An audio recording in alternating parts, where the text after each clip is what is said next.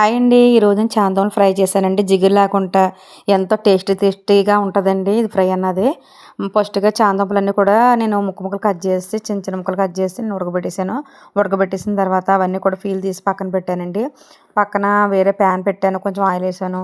First ఎప్పుడు కూడా మనం ఈ పోపులు వేసుకునేటప్పుడు ఆవాలు వేయాలని చిటపటలాడిన తర్వాత పచ్చెనపప్పు, గుండుమినపప్పు, ఎల్లుల్లిపాయలు, కరివేపాకు, ఎండుమిరగాయలు వేసి బాగా కొంచెం ఫ్రై చేసిన తర్వాత కొంచెం పసుపు, కారం కూడా వేయాలి. కారం, సాల్ట్ కూడా వేసేయాలి. వేసిన తర్వాత కొంచెం ఫ్రై అయిన తర్వాత అప్పుడు ఈ చామదుంప ముక్కలు ఇంకా చిన్న ముక్కలు కట్ చేసానండి.